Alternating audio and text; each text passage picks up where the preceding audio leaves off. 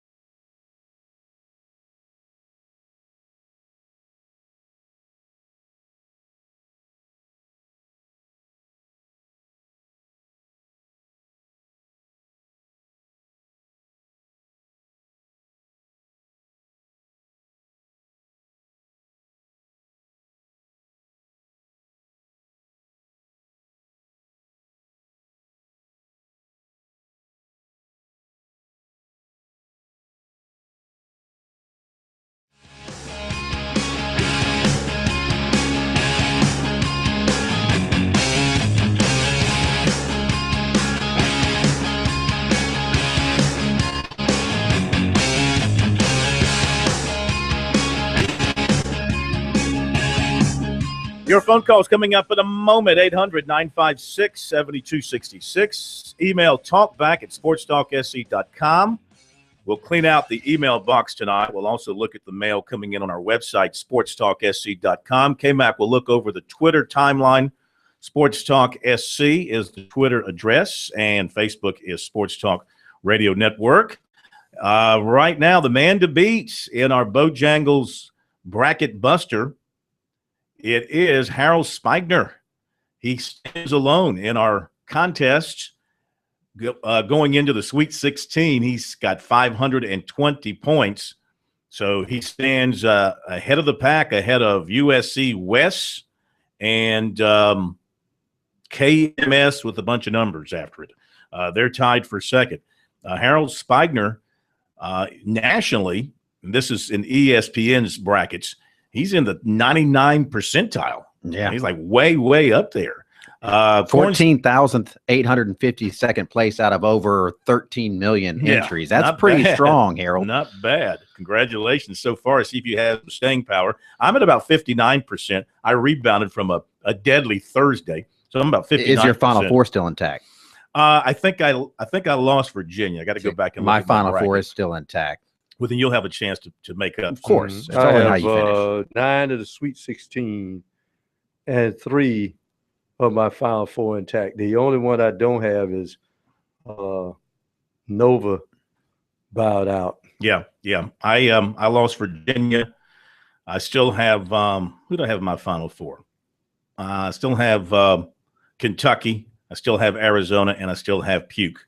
So losing Virginia is going to cost me some points. I will say this, Carolina and Clemson fans, I hope you listen to some of the stats or some of the mentions by the announcers during the games, how some of the teams, not the ones that's always there like a Duke or Michigan State, but notice how some teams are winning games and they say, well, and a guy hits a couple of threes, and then they come back and say, this guy's only hit 3 threes all year. Where did that come from?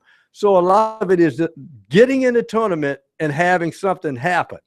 UCLA, for instance, they were playing some of the worst basketball at the end of the year in the Pac-12.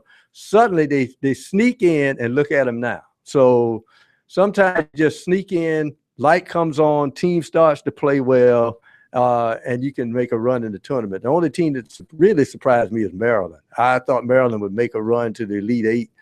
I was wrong. Mm-hmm. All right, 800-956-7266. Chad Holbrook coming up. We're going to hear from Steve Spurrier. We're going to hear from Dabo Sweeney from today. They had practice today. They are finished, and we'll have that for you coming up in a little bit. We'll hear from USC's Dawn Staley from the win last night. So we've got a bunch coming your way here on Sports Talk. Let me say a couple of things, and we'll get to your phone calls. First of all, South Carolina did a terrific job with their women's regional, their portion of it. I was there for yesterday's game and did a really nice job setting up the arena, handling a ton of media people from my seat. It was very professionally run. I loved what they did, putting the media back along the sidelines, which is what is mandated by the NCAA. What I really enjoyed is the absence of commercialism during the timeouts, because the NCAA doesn't allow that. Mm-hmm. It was back to cheerleaders and bands and focusing on the game. And that, to me, very refreshing. You got to make sure you're drinking out of your NCAA sanctioned I was cup. Sanctioned. I was warned by a member of the staff. I had a bottle of water on my sitting next to me, and the label was showing, and I was told I had to take it off the desk and stick it underneath the table, because I was sitting right behind the ESPN announcers, and any TV shot of them was going to show my bottle of Dunsani water. They do not play. And I had that happen too. And I'm like, well, why do you hand these out? And it's like, well, I was at an ACC tournament and they made you take it off because Dasani was the sponsor, but they were giving out Aquafina water, probably because it was on sale, I guess. Mm-hmm. I'm like, I don't get paid for, what do you care? Like, no, but they don't play around, the NCAA. And then Saturday I was over at USC's practice, which was open to the media and the public. Got my first look at the new practice fields and the building that's coming up over there. Boy, it really looks good. What they did over there, the new indoor practice facility, is going to be tremendous for South Carolina football. I'm also told that on the drawing board, in discussions in the planning stage right now, is administration building for USC football to be built. If you're familiar with what they've done over there, as you walk towards the practice fields, the area where they've got all the materials being stored for the building of the practice facility, indoor practice facility, that's where they're going to build this new football administration building. I'm told it's going to be about $42 million spent on it once everything is approved and put into motion. And they'll have that sitting right there. It'll have locker rooms. Everything will be done over there. The only time you'll go to Williams-Brice is for, is for the football game on Saturday. So everything will be centered over at the new practice fields with an administration building and that's what Clemson's doing facility as well. Absolutely. Yeah. All right, to the phones we go. We'll catch you up on some other news notes as we move on through the program. Bob and Casey, you're up first tonight here on Sports Talk. And thanks for listening to us on The Points, our affiliate in Columbia. Good to have you with us. Good to hear you guys. I'm glad to see the Hurricanes are still in the men's NIT. Like I predicted, we'll go all the way to win it. I picked them too. You picked them too. I picked them too, yeah. Okay, number 2 is I heard on another station in town today that all the SEC teams have to schedule one out-of-conference game against a Power 5 conference team. I don't know if you heard that or not. That's correct. Yeah, However, there's that. a caveat to that. Was the SEC is counting Army as a Power 5 opponent? No, that's a major independent, Tom. BYU, Army, Navy, and Notre Dame. Mm-hmm. So, well, see, I don't consider them Power 5 conference opponents. Yeah, You're Notre in a Dame's Power an 5 ACC conference, or you're opponent. not. You're talking about football. We're talking about BYU. All right, so and what? Army. You want to see South Carolina schedule Miami? oh, absolutely. Every year. That's my hometown. Let's get it on. Just like the Duck Commander and the Pennant Bowl, Phil. Yeah. Let's get it on. So every year. you want a rematch? Yeah, no, I don't want a rematch. I want a rivalry. Well, my 2 hometowns. Yeah. Casey outside of Columbia and Miami. Be nothing wrong with South They would Carolina have striking played. up something They with would have Miami. played a lot more over the past few decades if it wasn't for Miami starting a brawl down in Coral Gables. Yeah, I think that'd be a good home-and-home series for South Carolina to schedule. There's a lot of nothing wrong with South Carolina dipping into the ACC and scheduling. Well, they're going to play in North Carolina this year. They played NC State in the past. Yeah, it's good to play Southern Miss, nearby teams that your fans can get to within 3 or 4 hours. I think that's great. For recruiting purposes, I think Miami is a good draw, but let Florida schedule them first. All right, thanks for your call. We go to Florida. Jim up in Rock Hill. You're up next here on Sports Talk. Good evening. You mentioned Alabama and Greg Marshall. That's a marriage that'll never happen, in my opinion. I've known Greg for a number of years, and I don't think there's any school in the Southeastern Conference he would really be interested in or consider. Now, he wouldn't want to hurt their feelings or anything like that, but he's put himself in a position, class as far as coaching, equivalent with the guy at Gonzaga and the guy that was at Butler before, who's now at the Celtics. He's probably, if he leaves Wichita State, and he may never leave Wichita State because Wichita State is not now one of those step-up programs. And so I think to consider his interest in a school like Alabama is just not going to happen. I mean, I think he makes a fair point that why is Alabama a better job than Wichita State? He has a private jet that takes him where he needs to go. It's a basketball-first school. He's making good money. Unless he said, I want to get back to the South. I have roots here. I want a new challenge. Coaches are always looking for new challenges. And Alabama can open up the checkbook and pay him a lot of money. The number one thing to every college basketball coach is what? Being in a place where you can get to the tournament regularly, either by having a program that's good enough in a power league or being in a strong enough program in a lesser league that gets you there almost every year. If you're Greg Marshall, why would you walk away from that situation? Be right back.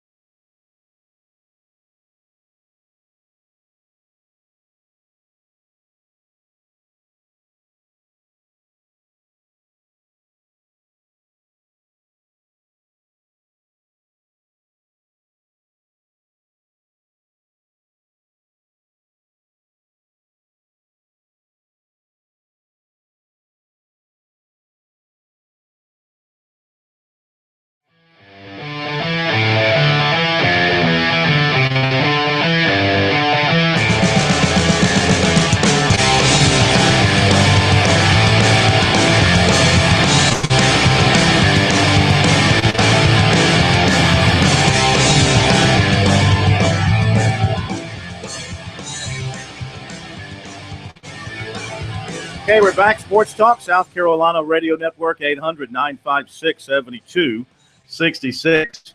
So are you caught up in USC women's basketball fever? 10,000 strong at the CLA last night. They were loud and they were supportive. And I imagine USC will take a nice crowd to Greensboro on Friday night. Fans have followed this team and have really gotten behind this team. Our poll question, talksc.com, to get your thoughts on this. Who is the state's basketball player of the year? And I selected the players. I nominated them myself in alphabetical order. Who do you think is the state's basketball player of the year? In what category? I'm going to just pay attention. Okay. Is it Jerron Blossom Game? These are in alphabetical order. Jerron Blossom Game of Clemson, Carl Cochran of Wofford, Warren Gillis of Coastal Carolina, Ty Green of Upstate, Tiffany Mitchell of the USC Women, Son Nimley of Charleston Southern. Stop. Or Sindarius Thornwell of USC. Son Nimley. Son Nimley. Mm-hmm. Now, I'm looking at it, which player, if you take him off that team, which player had the most impact on the success of his team? I don't know. You say Son Nimley? Mm-hmm. Mm-hmm. How about Carl Cochran at Wofford? I mean, he had a big hand in them getting to the NCAA tournaments. But I think Son Nimley, there are nights when he didn't score, just like that when they won that triple overtime game. Mm-hmm. He poured in close to 40 points in that game. Mm-hmm. I mean, he was the man. He stretched the defense on the other team. Guess who's leading the voting at this point? Who? Voting is early. Mm-hmm. 62% of the votes, Tiffany Mitchell. I could imagine. Tiffany Mitchell leads. Jerron Blossom Game second. Thornwell is third. Cochran fourth, and Nimley would be fifth. So get out there and vote. If you think Tiffany Mitchell is the player in basketball in our state who's had the greatest impact on the success of that person's team, vote for her. Well, see, here's the point. This is a unisex poll. Yeah, here's the one thing that I would say about that. There's no doubt in my mind that the most important player on that team is Elisa Welsh. There's no doubt. Is it in the stats? No. But the other night, when they were goofing around against Savannah State, all she did was look at about 4 or 5 players and preach, and they took off. I mean, okay, she is the leader I get of that team. But, they're so talented with their bigs. Yeah. Let's just say she's not having a good night or is hurt. You can put Elena Coates in there. You can put Aja Wilson in there. They're probably not going to skip a beat.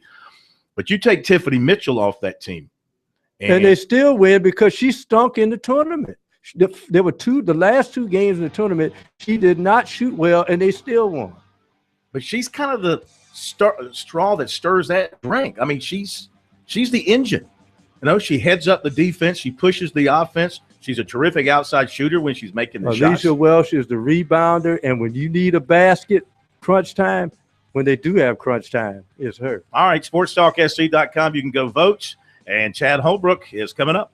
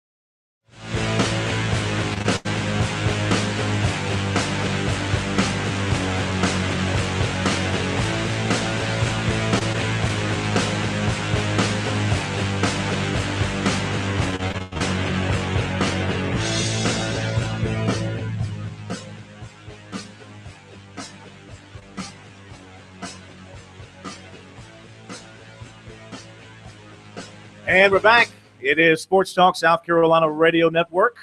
800-956-7266 is our phone number. Chad Holbrook's scheduled to be with us at this time. We are efforting to hook up with him, and we'll bring him to you as soon as we hook up. In the meantime, let me pass along a few stories of the day. Matthew Crownover from Clemson, ACC Pitcher of the Week.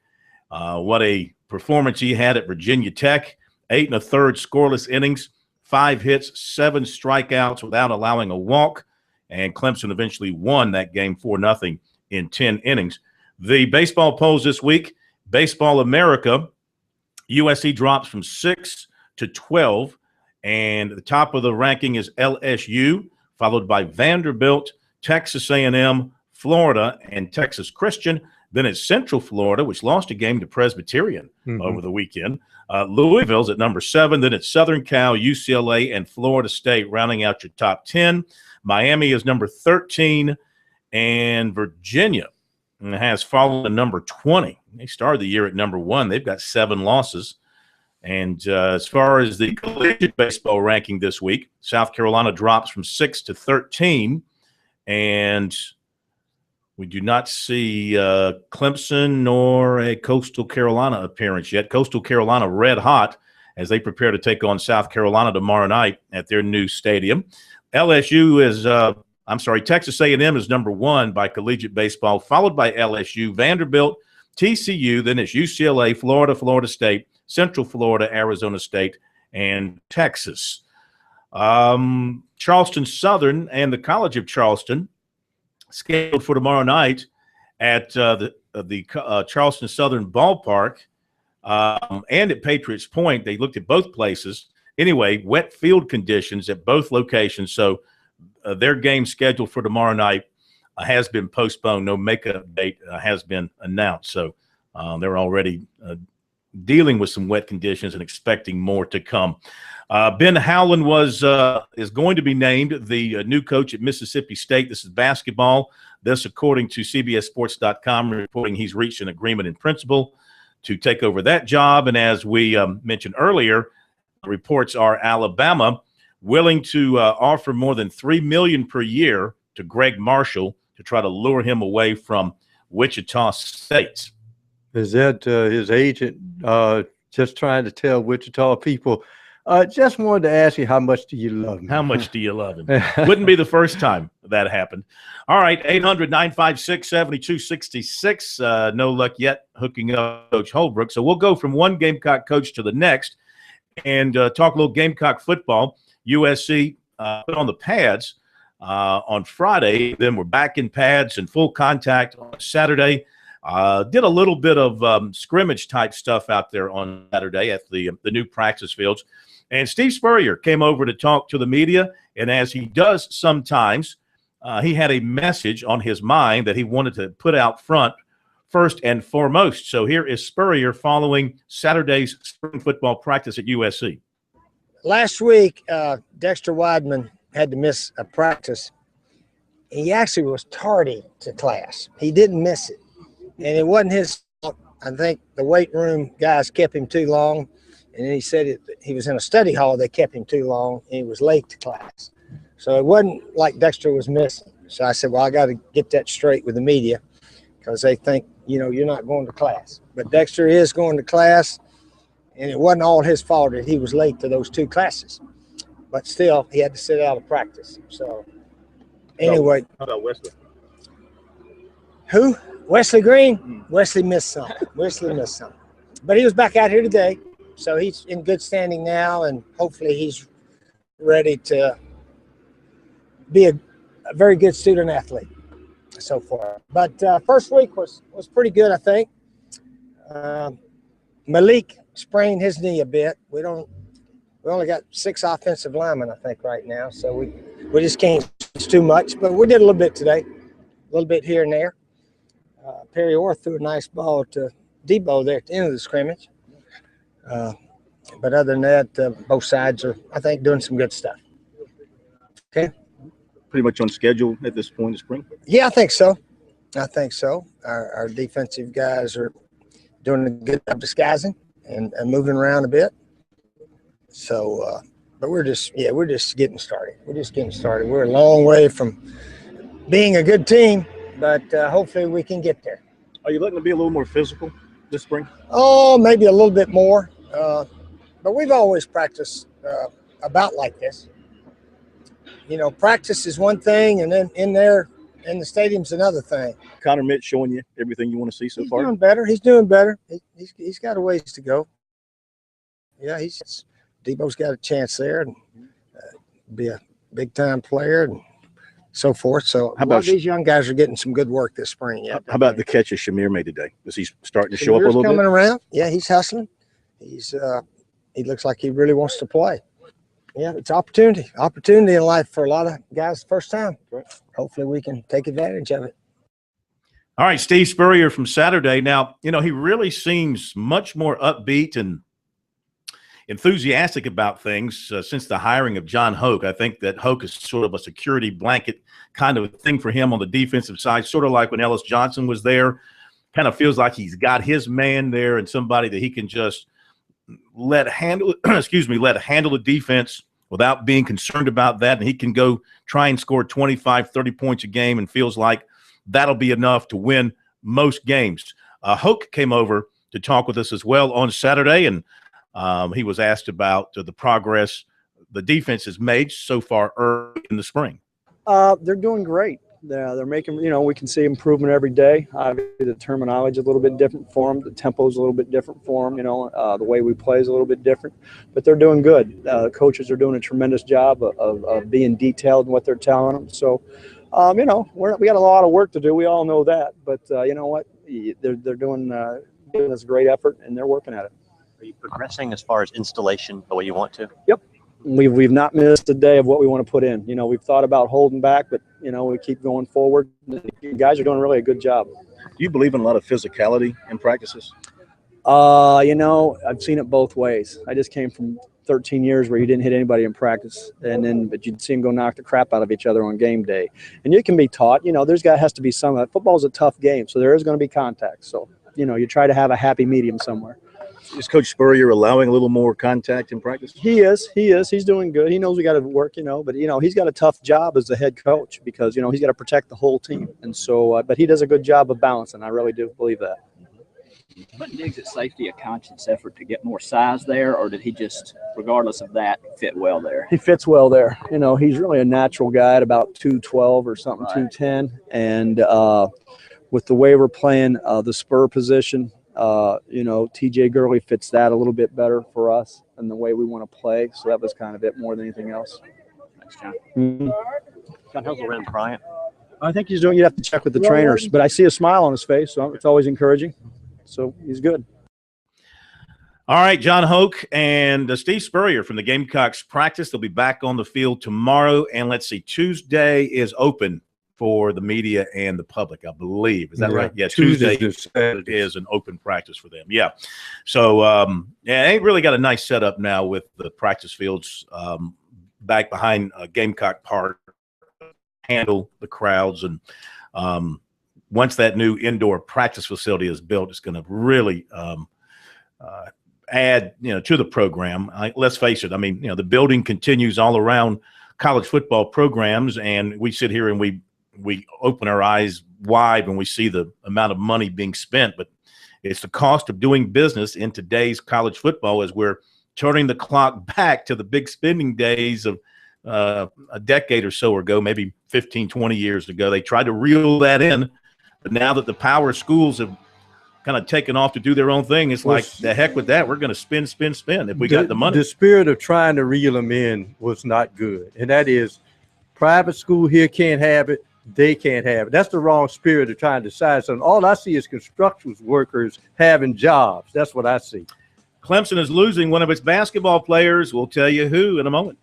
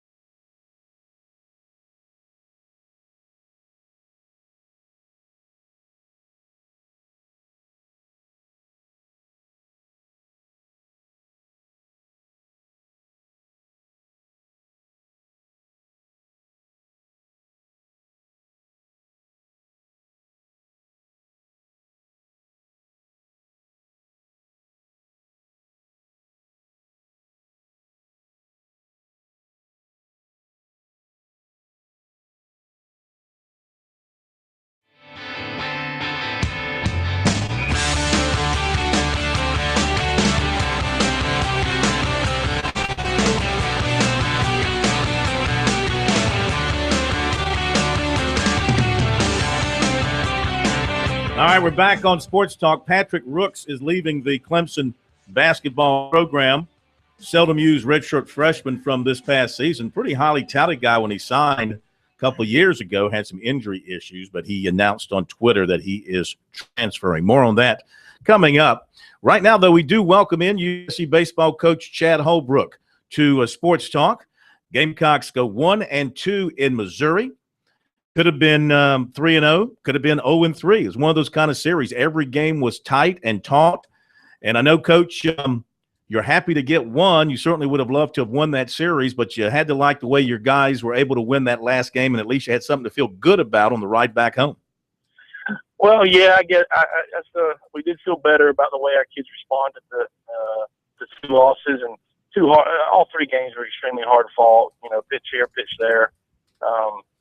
It could have gone either way. Like you said, we could have won all three, we could have lost all three, and it's very, very difficult to win on the road in this league, as we all know. And it didn't look good for us in Game 3 after losing the first two and falling behind 3-0 right away. And our guys responded the right way. They showed an incredible amount of grit and toughness, I think, to come back and get that win. And hopefully that'll create some momentum for us going forward.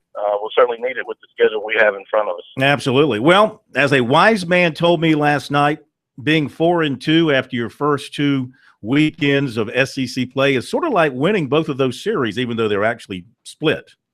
Right. Well, that's kind of the way us coaches look at it. When each win in the league is so hard to come by. You just take them when you can get them, and you take one game at a time, one pitch at a time. I know that's coach speak, but that's what we have to do, because if you look at the series in front of us and the schedule in front of us, shoot, you can make a case we could lose about 9 or 10 in a row. I mean, we could win a number in a row. It's just so difficult, and just trying to take one game at a time. And we are 4-2. If you'd asked me that, if you take 4-2 after the first 6, I'd have probably signed up for that. So we'll take where we are, try to continue to improve, and hopefully that win on Sunday did create a little bit of momentum for us, because it did fire our guys up a little bit with how they won, considering it didn't look so good at one point. All right, now last Wednesday night, coming off your big weekend over Kentucky, you go out and Winthrop comes in extra innings in Columbia. Now you're going on the road again. You're going down to Coastal. I can tell you that they are waiting for you guys down there with open arms.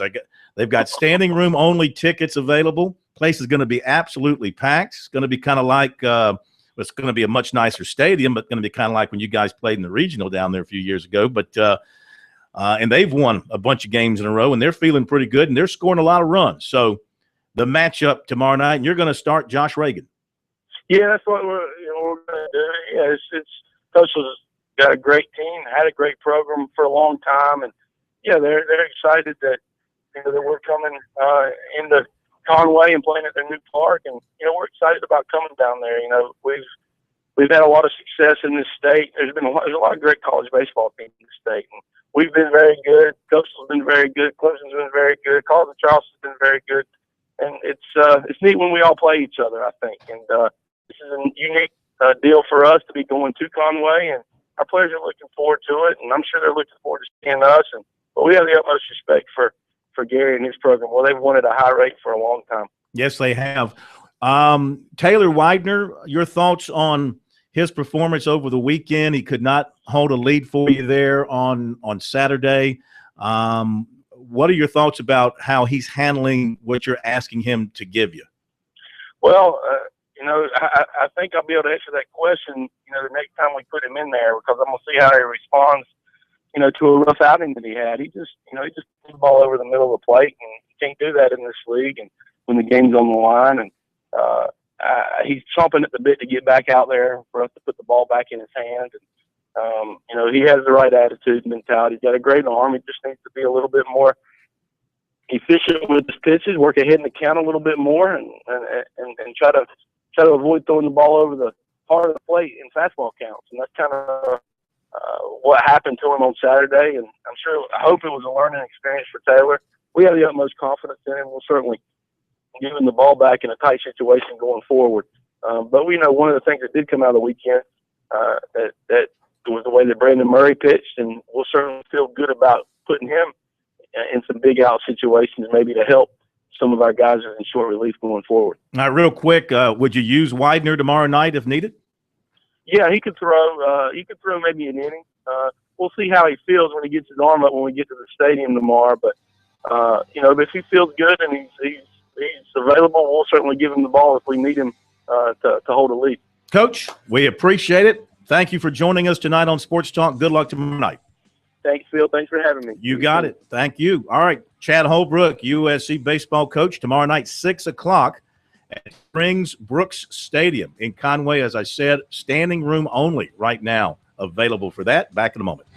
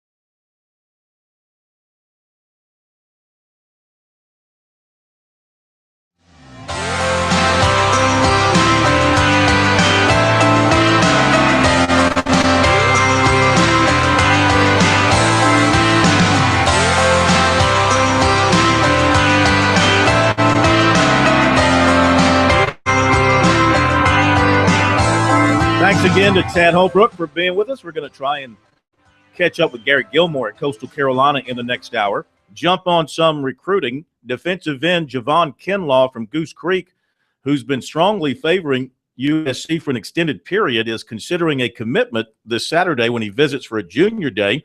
Kinlaw told J.C. Sherbert of the Big Spur there's a 70% chance of a commitment if he likes the visit. Florida's been number 2 on his list. Florida 2017 commitment, defensive back Denaje Huzendove of Allendale Fairfax plans to visit Clemson April 6th and Georgia April 27th. Neither has offered. Saluda coach Stuart Young reports he has a pair of prospects for 2016. Offensive lineman Cortez Heron, 6'4", 320. Going to go to Friday from Georgia Southern, and some interest from Coastal. And defensive back receiver Jamarian Mathis, 6'2", 185. He has an offer from Miami of Ohio, hearing from Kentucky, NC State, and Louisville. He also has a junior running back in Malik Brooks, 5'10", 185, who he says will develop into a prospect. Clemson target offensive lineman Parker Boudreaux of Orlando visited Florida Saturday, raved on social media about the visit, saying it was an amazing time and he can't wait to return. Running back Isaiah Holyfield of Atlanta, who is considering USC, visited Notre Dame Saturday for a junior day, as did USC defensive line target Naquan Jones of Evanston, Illinois. Defensive back KJ Chamberlain of Emerald plans to visit USC Saturday for junior day and plans to be at Clemson spring game April 11th. USC over the weekend offered offensive lineman Scott Lashley, West Point, Mississippi. Running back Trey Harbison of Shelby, North Carolina, plans to attend USC's Junior Day. 2017 quarterback Jake Fromm of Warner Robins, Georgia, was at USC Saturday. And 2017 quarterback Jake Bentley, son of Bobby, was at Clemson today and plans to visit USC Thursday. Heathwood Hall linebacker Brandon Hill committed to Duke yesterday while on a visit to the school. He put the word out on Twitter that he had committed to the Blue Devils. He also had offers from Clemson, Wake, Virginia Tech, Yale, Pittsburgh, Georgia, Tennessee, Notre Dame, and USC was showing interest in him with a potential offer in the works. He joins Hanahan receiver Samuel Denmark and Greer defensive back Troy Pride, who are committed to Virginia Tech. Lake Marion defensive back James Valdez committed to NC State, and Dutch Fork defensive back Stephen Davis Jr. committed to Auburn, as in-staters committed to out-of-state places. Clemson's in touch with linebacker Garrett Hooker, 6'2", 225, Thomasville, North Carolina, but hasn't offered. He was invited to their Junior Day this month but couldn't make it, but he's looking at coming in for the spring game. He's been in touch with Brent Venables about a possible offer. Clemson's kind of waiting to see what happens with some other linebackers they are recruiting. He does have offers from Wake, Duke, NC State, and Virginia Tech. He had 210 tackles and 6 sacks last season. North Carolina leading Ohio State in that women's game of note, 24-19. The winner gets USC Friday. We'll be right back.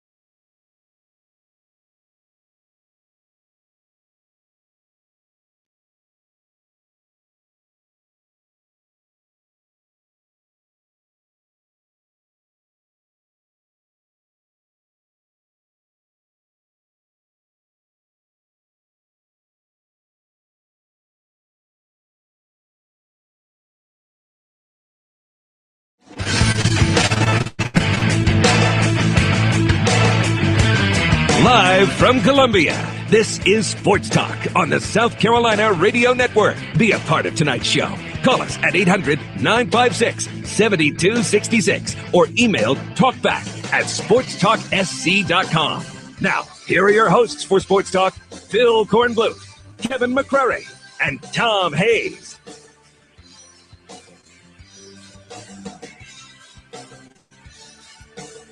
And we're back. It is Sports Talk South Carolina Radio Network here on a Monday night from downtown Columbia. Appreciate you being with us. Sports Talk, your final word in sports every day in South Carolina. Most informed, most influential, most intelligent. And when I'm talking, I like to think the most handsome. I don't get a unanimous agreement here with the panel on that. It's my own personal opinion. What do you think, Pope, when I'm talking? Well, I don't speak very often, obviously, so yes. Oh, okay. So what you're saying is if you were talking, it would be you. Well, potentially, yeah. You'd have to throw my name in the hat for sure. Mm-hmm. Okay, Matt, you feel like when you're talking, you're the most handsome host here at Sports Talk? I don't really spend a lot of time thinking about who's the most handsome and who's not, to be honest with you. Okay. I didn't know I'm Well, maybe you should. Have a little confidence, K-Mac. A little confidence.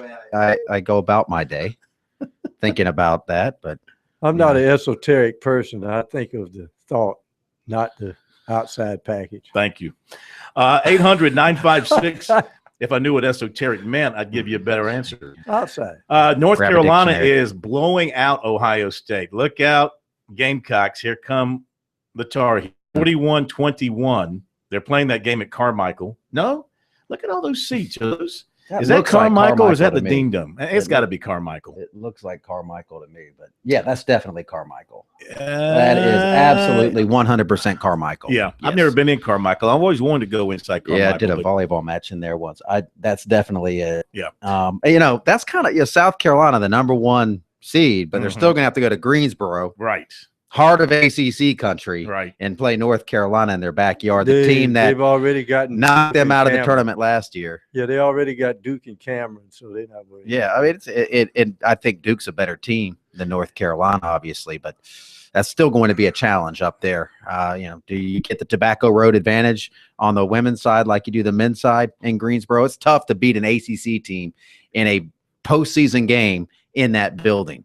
That's proven. Yeah, it's one wearing powder blue. It's going to be interesting because you would have thought, and I know it's different at Duke, but you would have thought at some points in that game at Duke, which was won in the last second, that it wasn't Duke, because it sounded like most South Carolina fans were in Cameron than Duke fans. And I'm suspecting that a lot of South Carolina fans will bring a huge crowd to Greensboro. Yeah, it's not a bad drive. They should.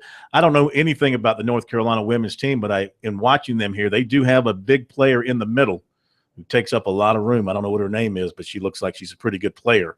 So right now, it certainly looks like a South Carolina, North Carolina, old-timey ACC matchup, though it's on the women's side of things.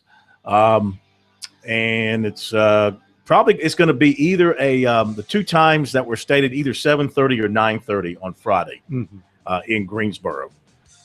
So, and we'll keep you up to date here the rest of the way, but North Carolina well in control, 44-25 over Ohio State. When we come back, Clemson football coach Dabo Swinney updates today's return to spring practice.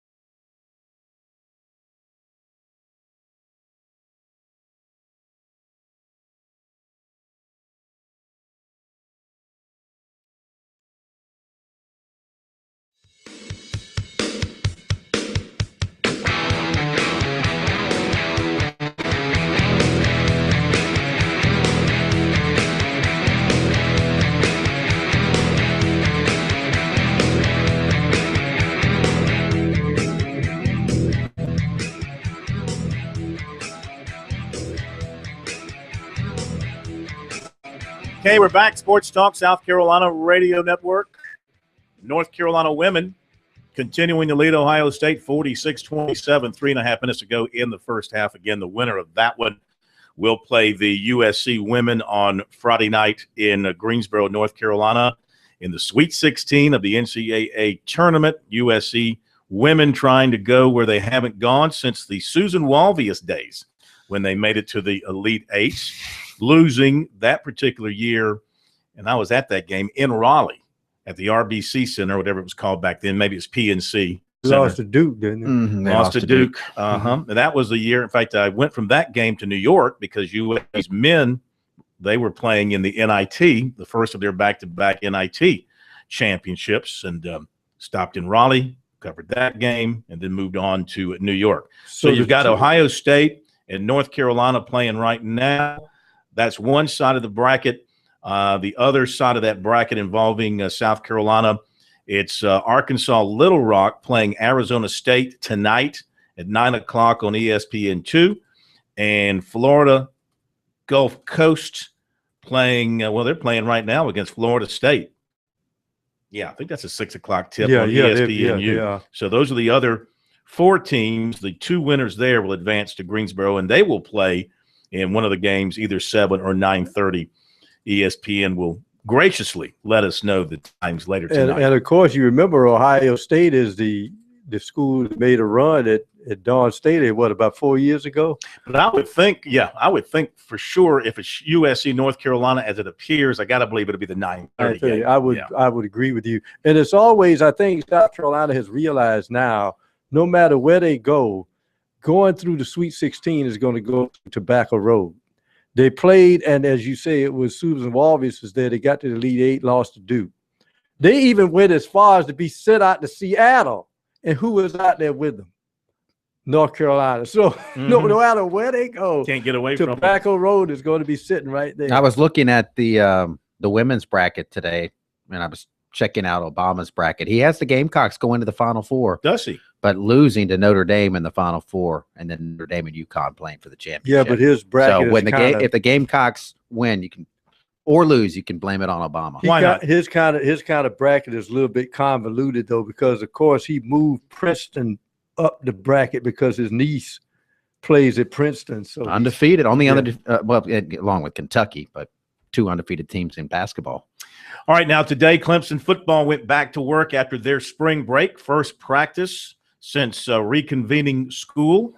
And here is Dabo Swinney just a little while ago after the Tigers finished up practice, and he met with the media. And, of course, his point with his fellows was, let's get back where we left things off.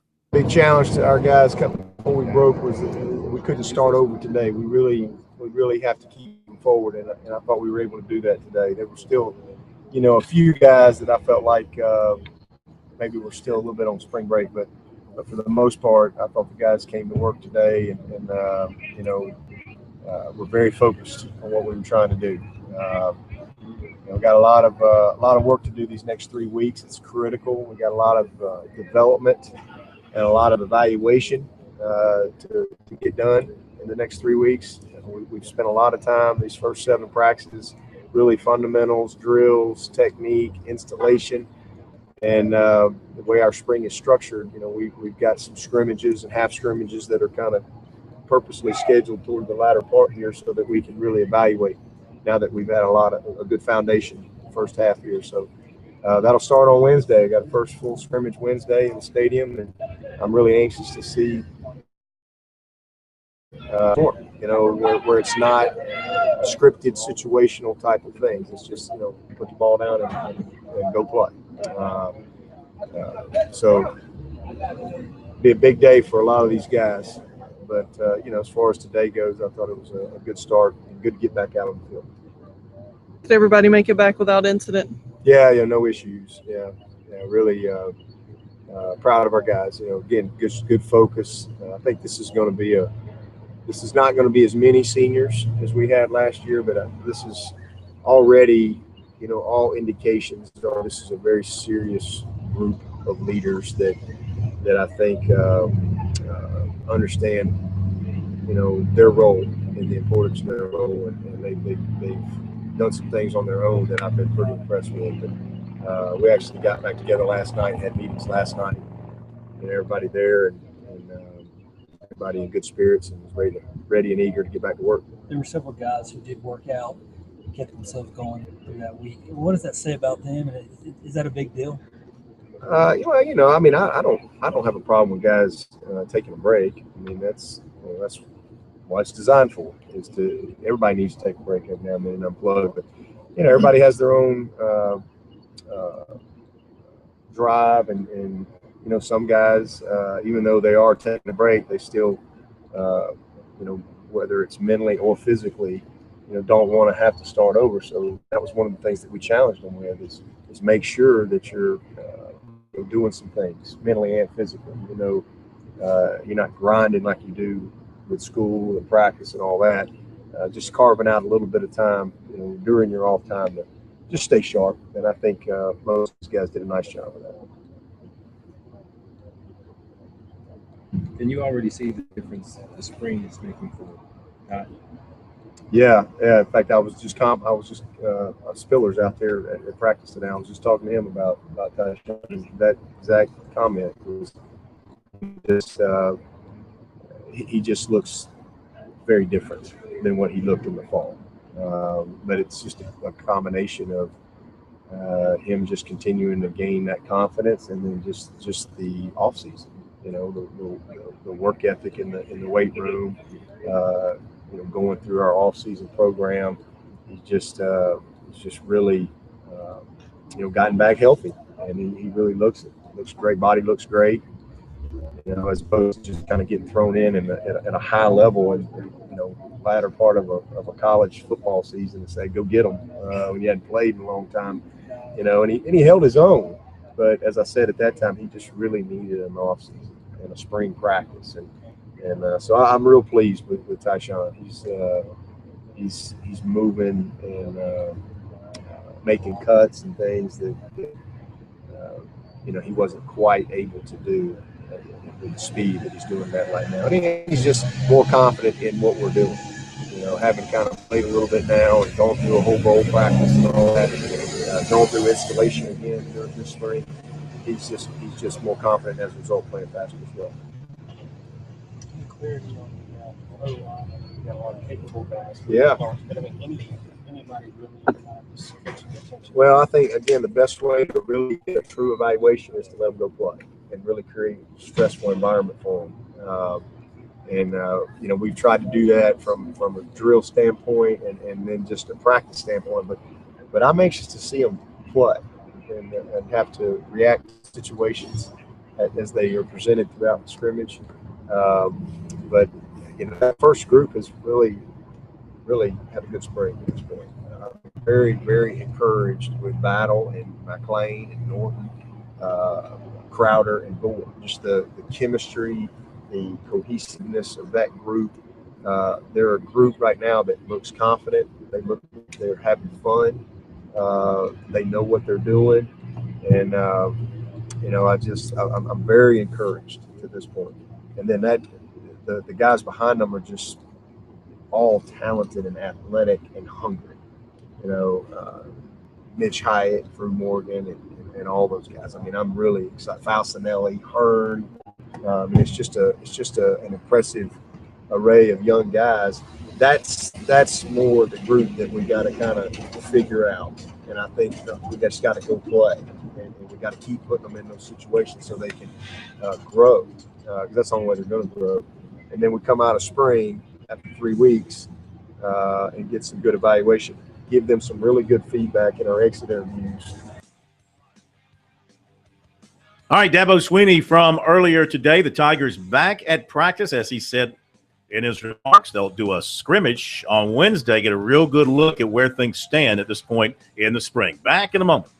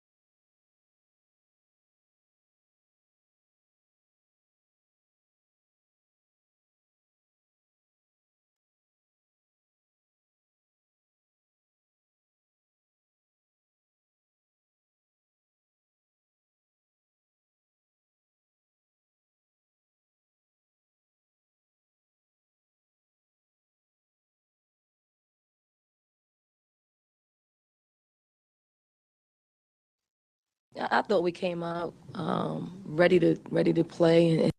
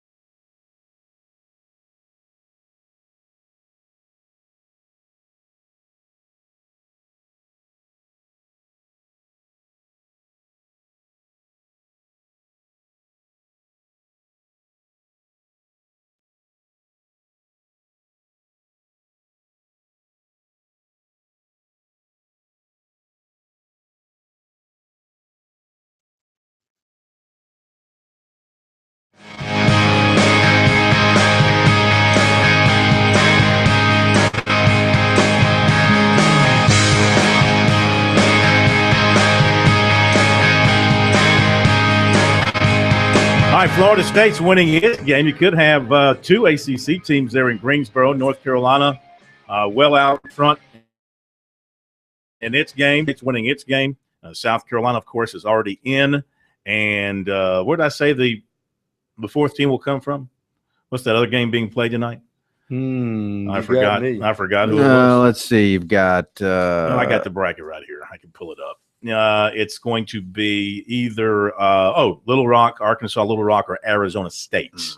That game is at 9 o'clock. 9 o'clock on ESPN2. I know you'll be rushing home to watch that. Absolutely. Yeah. To the email box here on Sports Talk, you can email us, talkback@sportstalksc.com. Talkback@sportstalksc.com. We'll also check out some of your remarks on our website, sportstalksc.com. Yarkey, he says, we talk about Spiller, Watkins, Ellington, Hopkins, etc., talking about former Clemson greats. The name that doesn't come up is Marcus Gilchrist. He's having a good career, just recently signed with the Jets. Yes, he is. And he had Cliff Ellis leave Clemson. Well, I kind of think that the welcome had worn off at that time when Cliff left Clemson. There were some things that had happened. They'd gone through the Wayne Buckingham situation, which was kind of nasty investigations and penalties and all that. And Tigers, I'm trying to think at the end there, he had a couple of down seasons at Clemson. And so it was just time to move on. And they hired, did Rick Barnes come in following him? Yeah. Is that Rick Barnes? And I heard today, I saw that he was about to get fired at Texas.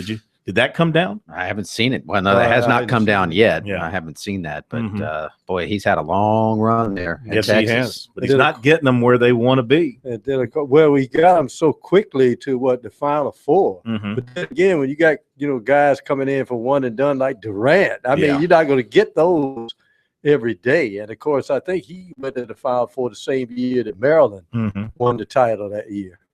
What do you have on the Twitter feed at Sports Talk SC there? Yeah, at Sports Talk SC. Craig sends us a tweet. Have you heard that HBO will be following the Browns this year during training camp? We actually retweeted a story from Awful Announcing that said that's what it appears to be headed towards right now, the Cleveland Browns, and that makes a lot of sense.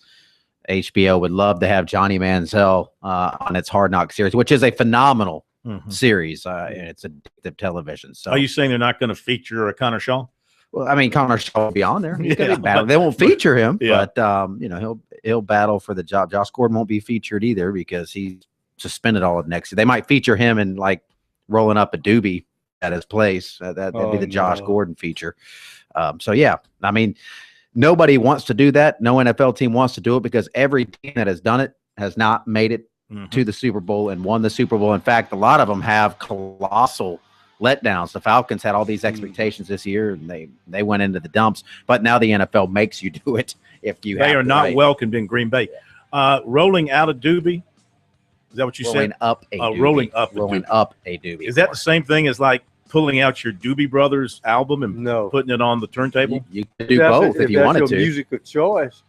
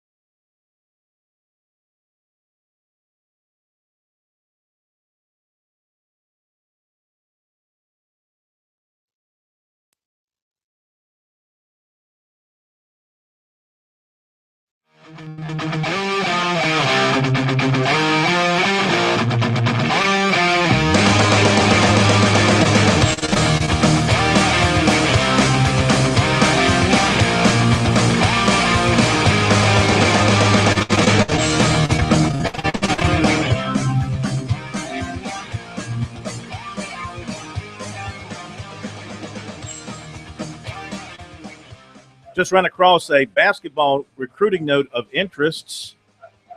According to a guy that covers basketball recruiting in the D.C. area, a player by the name of Jamal Gregory from D.C., 6'4", who is considered a two-guard, plans to take an official visit to USC this weekend. One of his profiles has him with offers from Canisius, DePaul, Florida Gulf Coast, Kansas State, and Rutgers. It's pretty interesting how often we see a player South Carolina's recruiting who also has interest or an offer from Kansas State. That is correct, sir. They seem to cross paths quite a bit for obvious reasons in recruiting. So make a note of this. Jamal Gregory, 6'4", small forward from D.C., plans to take an official to USC, according to this person on the internet. Let's see if I can find his name. Marcus Helton, who covers basketball and basketball recruiting in the D.C. area for his website, dmvelite.com. I think it's dmvelite.com. Yeah, I tell you, figuring out names and people on Twitter takes a whole nother language to be able to figure it out. Yeah. But I'm learning. I'm getting there. SMHing right now as I talk about it. I'm SMHing. It's come to me to watching this tournament is especially inside. It's almost like the NBA in that you could tell officials allow a little bit more contact in the tournament than they do in regular season. And if you don't come out there playing mean, you can get swallowed up. You can tell that. So maybe Frank Martin, the men's side or the women's side? Both. I mean, the women, man, they're going for heads on something. Absolutely. Jeez, absolutely. Speaking of the women, USC rolled it up yesterday on Syracuse. A really good performance for about 5 minutes. Syracuse hung in there with the Gamecocks, but then they kicked it into high gear, and it was such a dominating performance. They had a 30-point lead. They never let Syracuse in the second half get closer than 20 points. They never could get inside 20 points on USC. Dawn Staley throwing in her waves of outstanding players, one after another. I mean, you look at it, and Elena Coates only played 14 minutes, scored 14 points and had 7 rebounds. Asia Wilson had 13 points in 13 minutes. Yeah, so, she's able to spread the wealth around quite a bit and keep everybody happy that way. Speaking of happy, Dawn Staley has her USC team in the Sweet 16 for the third time. Obviously very pleased about what they've done, but not yet satisfied. I thought we came out ready to play and take on a very good Syracuse basketball team. And I just thought our players had a certain determination to get it done, to take care of business at home. And, obviously the outcome was just that. But the entire atmosphere was incredible, college basketball game, and I'm hoping our players cherish this moment because it was made special not only by their play but the people that came out and supported us in great numbers. Dawn, it was pretty obvious you looked like you wanted to loosen up their zone with outside shooting. But then how comforting is it to know you have the kind of post game that you have? Well, I think we're a really balanced basketball team. I think, a lot of, what we've been trying to accomplish all season long was to pound the ball inside so we can have clean looks like we can have on the perimeter. But it is comforting to know that, our perimeter players do, get in the gym and work extra, so if they're, put in a situation where they got to score for us, 9 times out of 10, they get the job done for us. I think you had close to 6 players in double figures. How nice is it to have that bench? I know we talked about it all season. How nice is it to have that bench to pull to, and especially in like a tournament game? Well, I think our bench has been extremely important for us all season long. That depth that we create because of our bench is probably the reason why we're able to separate ourselves from, other really good basketball teams. And, obviously they keep coming through for us. And hopefully, they can keep coming through with the teams that we'll have to face in the future. Question in the middle. Dawn, did you sense or maybe encourage a little bit extra aggression or energy tonight? Syracuse, seemed to play real physical, but you guys didn't back down. No, I knew, we knew coming into the game, what to expect. And, for our players, I think it's great to, play an opponent that you didn't, have a lopsided win, because it creates more focus for the players. And I thought they were really ready. I mean, I knew just the day in between the first round and the second round, they were really focused. And then for shoot around, they were loose, but they were focused, and they were ready to, do what we've done, for most of the season, which is take care of home. And, the crowd added an extra incentive to get it done. You talked about yesterday about Tiffany kind of bouncing back and just had a well-rounded game today, 14 points, 7 assists, and 5 rebounds. Did you expect that out of her today? I knew Tiffany Mitchell was going to respond. Usually after a subpar performance, she goes into deep thought to figure out how she can make an impact on the game. And she did not, she did what she was supposed to do today, which was bounce back, ignite our offense in some instances, make people forget about her in our offense and pass off some. So I thought it was, as well-rounded as Tiff's played all season long. For the first time since you've been here, how rewarding was it to play the first 2 rounds here in Columbia and build that positive momentum going into the Sweet 16? I mean, it was really refreshing, to be able to sleep in our own beds and keep our same routine. It's extremely helpful. And, to have the type of crowd that we have, creating a home court advantage and experience for our student athletes that, they're going to talk about this for years. The first and second rounds being here and, leading us to a Sweet 16. I don't know if it wasn't an easy game, but, I think we played extra with extra benefit because we had, over 10,000 people here cheering us on. That gym got pretty loud, at a lot of times during the game. And I'm just happy we gave them something to cheer for. There you go. Dawn Staley. And, worth every penny they're paying her in terms of what she's producing. You might think it's too much money to pay, what, $800,000 a year? That's what they're paying her, I think, all total package for women's basketball. But look, they're averaging for $10,000 per game throughout the season, $10,000 for each of the sessions, each of their games for the regional. The exposure that they are bringing doesn't matter, if you do well in postseason, the sport, whether it's equestrian or swimming and diving. I mean, if you have swimming and divers who go to the Olympics and do well, or golfers that win NCAA titles, or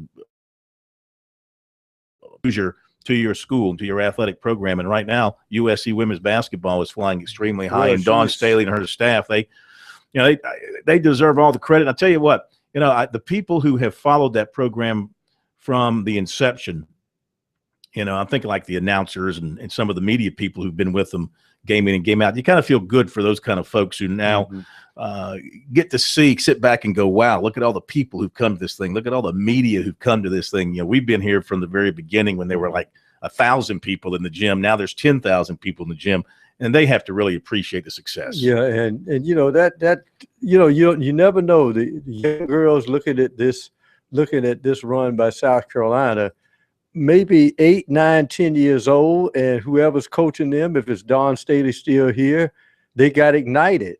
You remember when Frank McGuire back in the day, suddenly there's hoops going up all over backyards all over the state. But I think you misspeak when you say it's a run. I don't think it's a run. I said on this run. I think it's here to stay. Yeah, but I'm saying on this particular run, this is where it all gets started. This run right here. 3 Sweet 16s in 4 years. Yeah, but I think the great part of that team returns next year and the year after and the year after, and they'll be adding to it. Be right back.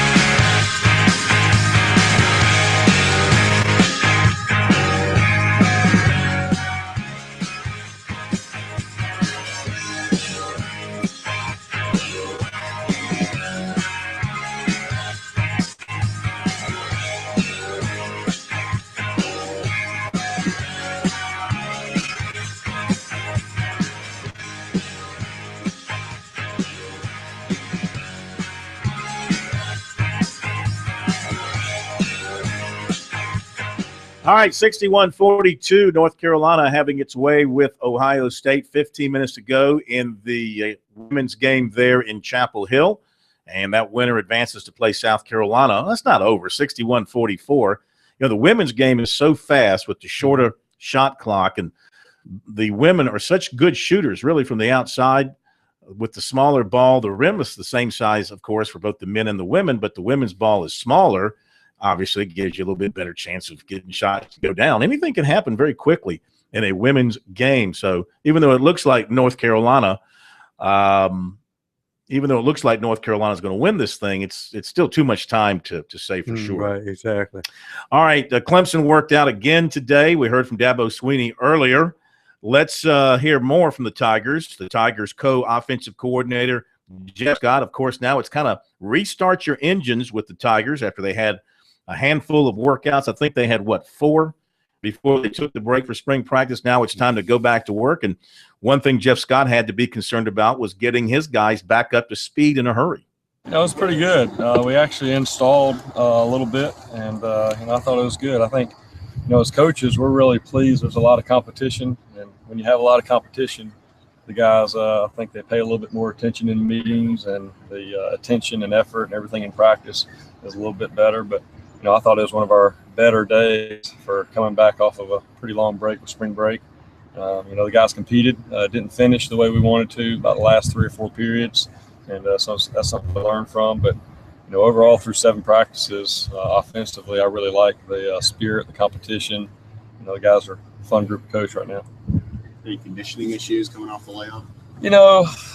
Not too bad. A little bit. Sometimes the big guys up front are the ones that it's a little bit harder for. But some of the guys were talking about, some of them went home and worked out at their school and did those type of things. And so I think the big thing that we're really focusing on, especially with the young guys, is the tempo and the speed, and be able to, when you get tired, and be able to still play fast. But overall, it was really one of our better days for coming off spring break.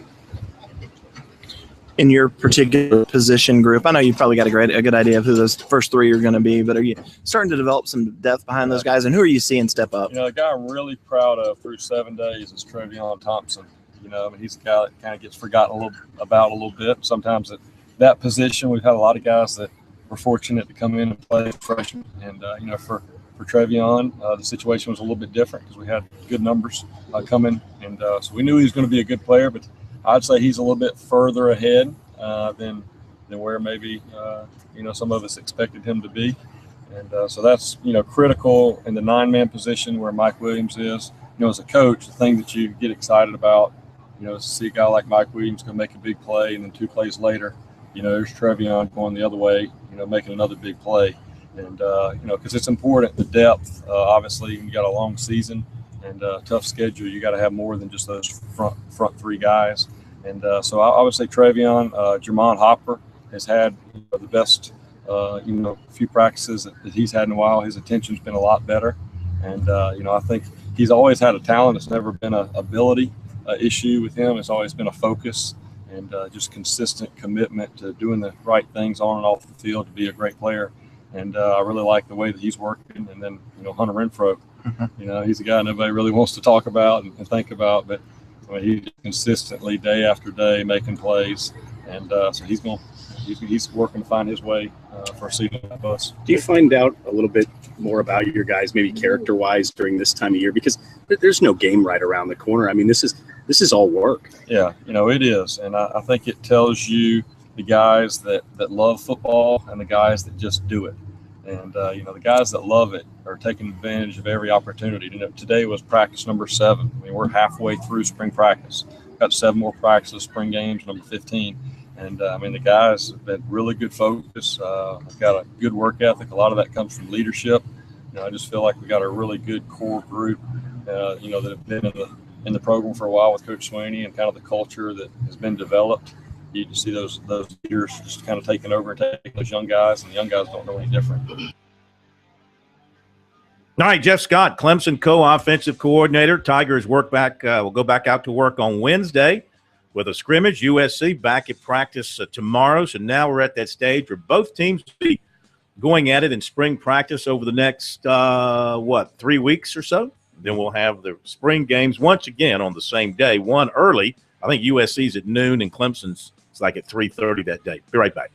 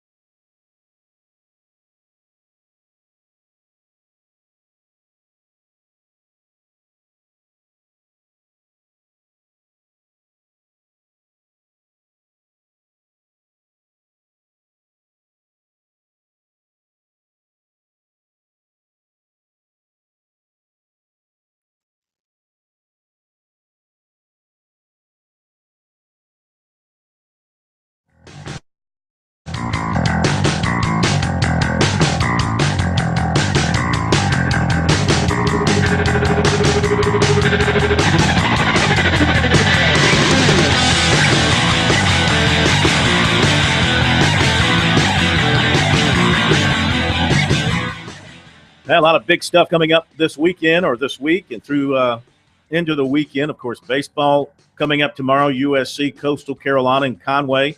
Clemson goes up to Wake Forest. Then, of course, we've got coming up this weekend a big series for both teams. USC will be back home this weekend to take on the Georgia Bulldogs, their next SEC series.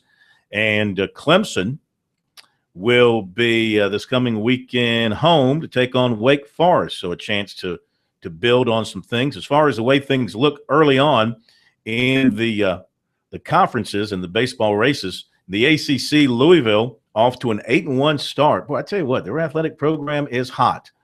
Football, basketball, baseball, and some other sports. They're 8-1. Florida State 7-2. Clemson and Wake are 4-5. So that's an important series for Clemson. They can jump over Wake. NC State stumbling 3-5. Notre Dame only 3-6. BC's 1-7. In the Coastal, Miami 6-3.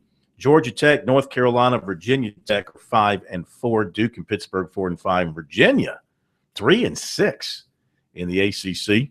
Yeah. SEC, Vandy's 5-1. Missouri's 5-1. USC's 4-2. Florida, Georgia 3-3. Georgia swept its series this past weekend against Tennessee after being swept by Missouri. So they're 3-3. Kentucky's 2-4. Tennessee continues to struggle, 1-5. Their baseball, I'm telling you, I can't remember the coach's name, but they had that coach who was there for a long time, built a really good program. Oh, Delmonico was. Yeah, Delmonico. Yeah, they fired him, and they have been crap ever since. Out west, A&M's 5-1. LSU's 4-2. Bama, Ole Miss 3-3. Mississippi State's 2-4. Auburn and Arkansas's 1-5. In the Big South, in the Southern Division, Coastal is 3-0 after sweeping Asheville. Gardner-Webb's 4-2. Charleston Southern is 3-3. Winthrop is 1-2. PC is 1-2. Southern Conference, Mercer's 3-0. Wofford's 2-1. Citadel hadn't played a league game yet. Furman's 1-2. Colonial Athletic, Charleston is tied with Wilmington and Elon at the top of the league at 3-0. And Upstate hasn't played a league game yet. They play their first league series this weekend. A&M don't look now. Everybody, some people penalize them for a weak non-conference schedule, but they're 24-0. Is Texas A&M? Are they still undefeated? No, they've lost a game. They lost one game. They're 24-1. They've lost a game in the league. They must have lost yesterday's game because they were undefeated, as far as I know, going into the weekend. Mm-hmm. Let's see if I can tell you who they've lost to. Obviously it was an SEC game played over the weekend. I can tell you very quickly, since I had to do that, they lost to Alabama. Okay. Second game of a doubleheader on Saturday. That's their only loss of the season. Wow. But yeah, they have played a pretty weak schedule. They've played Auburn. They stink. Prairie View A&M, UTRA. Who's that? I have no. Texas somewhere. Dartmouth, Incarnate Word, Houston Baptist. And we'll leave you with that. Have a great night. We'll see you tomorrow.